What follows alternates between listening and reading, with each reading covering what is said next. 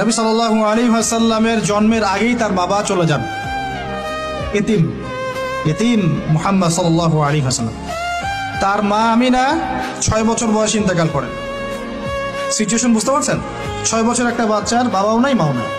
তার দাদা Abdul Muttalib তাকে সাথে রাখেন, খুব আদর করেন, খুব মহব্বত করেন, যেখানে যান সাথে করে নিয়ে যান। তিনি নেতা মানুষ, তার পাশের চেয়ারে তাকে বসতে দেন, বলেন আমার এই নাতি একদিন সাইয়্যেদ হবে, নেতা হবে, এই কথা বলেন। তিনি ইন্তেকাল করলেন 8 বছর বয়সে। তারপরে দায়িত্ব পেলেন চাচা আবু তালেব। নাম কি?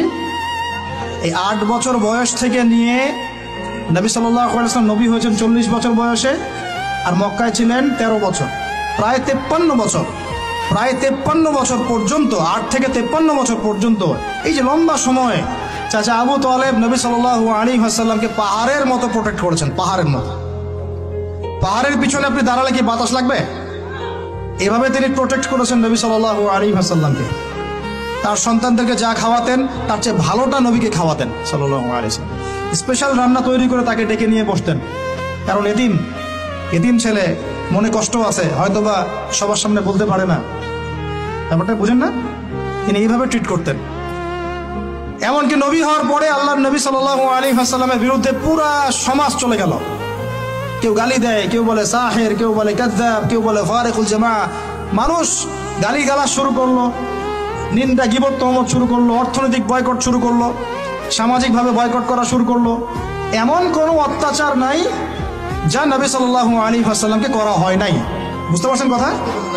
এইরকম একটা সিচুয়েশনেও চাচা আবু তালেব তিনি বলছেন, তারা তোমার দিকে আসতে পারবে না দলে দলে যতদিন আমি আবু তালেব দাফন হচ্ছি না মাটির তলে। কথা বুঝতে পারছেন?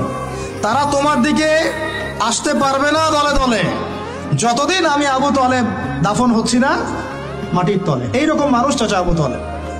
মানে আমরা যারা এখানে উপস্থিত আছি, বাংলাদেশে 16 কোটি মুসলমান, সারা বিশ্বের যে এত কোটি মুসলমান, তার মধ্যে বেশিরভাগ মানুষকে যদি আপনি এক পাল্লায় রাখেন, চাচা আবু তালেবের অবদানটাকে আরেক পাল্লায় রাখেন, ওই পাল্লা ভারী হবে ইনশাআল্লাহ।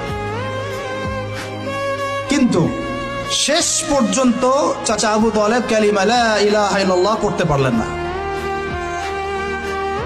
কথা কি বুঝতে পারতেছেন ভাই?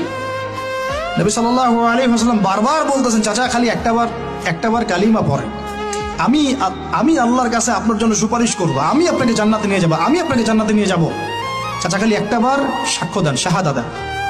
হলো না।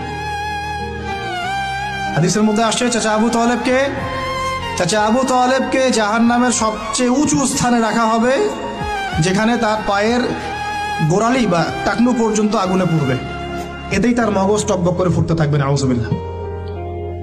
নবী সাল্লাল্লাহু আলাইহি ওয়াসাল্লাম বলেছেন, আমি যদি না থাকতাম তাহলে আমার চাচাকে আরো নিচে রাখা হতো। এত কিছু করার পরেও ইসলাম কবুল না করার কারণে এই অবস্থা হলো। এখন কি ভাই আমি বুঝতে পারছি যে আল্লাহ পাক যে আমাদেরকে বিনা জিজ্ঞাসাবাদ করেই মুসলিম পরিবারে জন্ম দিয়েছেন, আল্লাহ পাক আমাদের উপর কত রহম করেছেন, আমাদের কত কৃতজ্ঞতা স্বীকার করা উচিত।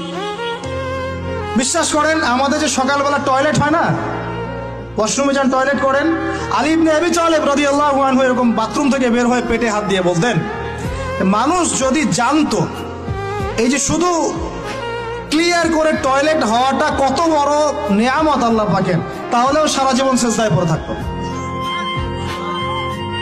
আমরা এগুলো বুঝি না, শ্বাস নেওয়ার নেয়ামত বুঝি না, পানি পান করছি, পানি আল্লাহ পাক দিয়েছেন, এটা নেয়ামত বুঝি না, গরম পানিতে ওযু করে আসলেন নেয়ামত বুঝি না, সুস্থ আছি নেয়ামত বুঝি না, প্রত্যেকটা অর্গান ভালো আছে শরীরের নেয়ামত বুঝি না, রক্ত চলতেছে নেয়ামত বুঝি না।